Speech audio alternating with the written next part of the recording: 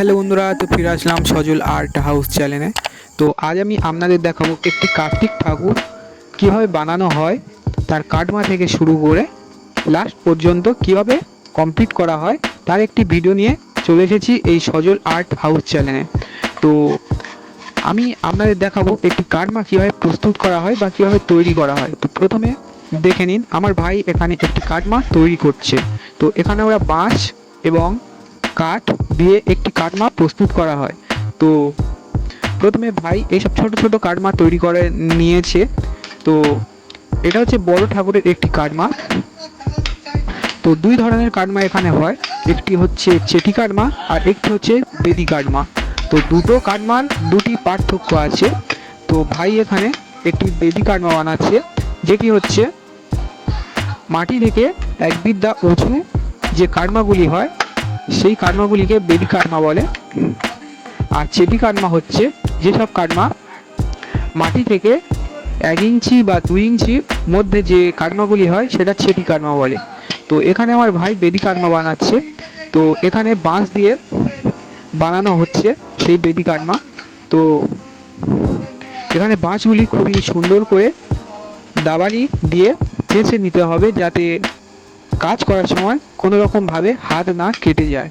তো এটাই ভালো করে মাথায় রাখতে হবে এবং মাপ যোগ করে সমস্ত বিষয়টিকে করতে হবে।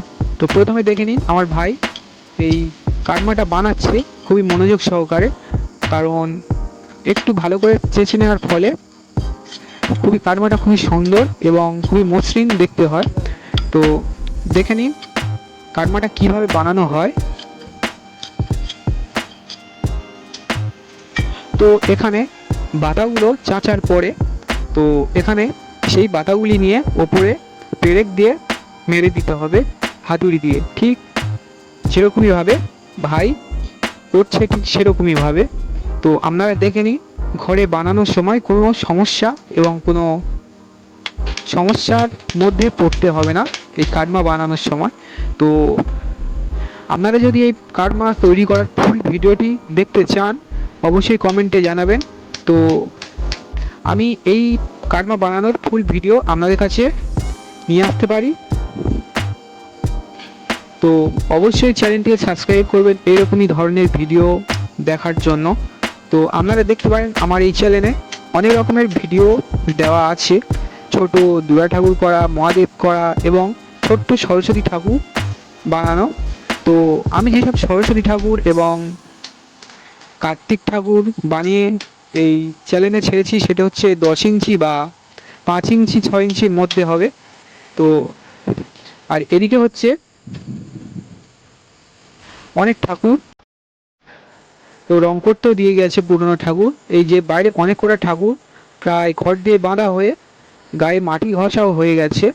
তো এদিকে আমার বাবা তো একটি ঠাকুরকে বরণ দিচ্ছে। তো আমি তার ফাঁকে একটু ভিডিও করে নিলাম। এই হচ্ছে বাবা মাটি দিয়ে ঠাকুর বরণ দিচ্ছে। আর এদিকে তার একটু আগের ভিডিওটি আমি আপনাদের দেখাচ্ছি। এখানে বাবা একটি কার্তিক ঠাকুর বানানোর প্রস্তুতি নিচ্ছে, খড় দিয়ে ঠাকুরটি বানাচ্ছে। তো এরকমইভাবে আমরা খড় দিয়ে ঠাকুরকে বাঁধি এবং প্রস্তুত করি। তো দেখুন এরকমইভাবে আমার বাবা ঠাকুরটি বাঁধছে ঠাকুরের। তো দেখতে থাকুন পুরো ভিডিওটি, আপনাদের খুবই ভালো লাগবে। তো এরকমই ধরনের ভিডিও দেখতে হলে অবশ্যই চ্যানেলটি সাবস্ক্রাইব করবেন এবং অবশ্যই পাশে থাকবেন। তো দেখতে থাকুন ভিডিওটি।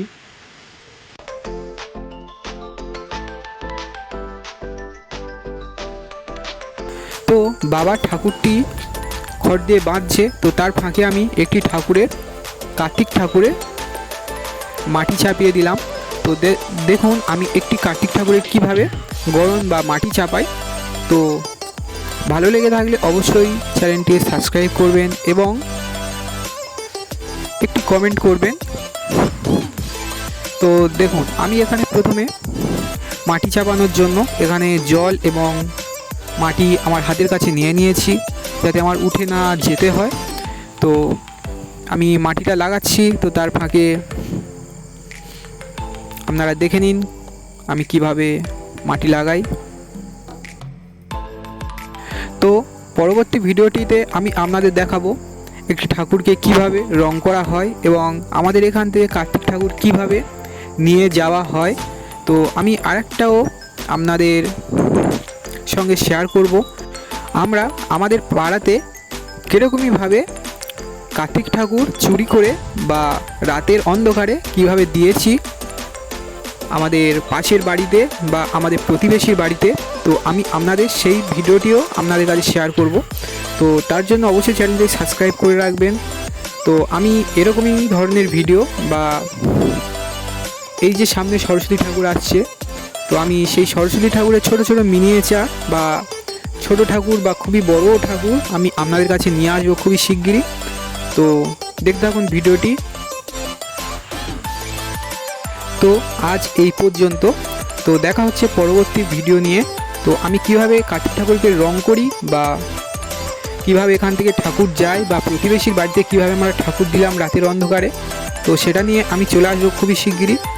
তো টাটা, দেখা হচ্ছে আগামী পর্বে বা পরবর্তী ভিডিও নিয়ে।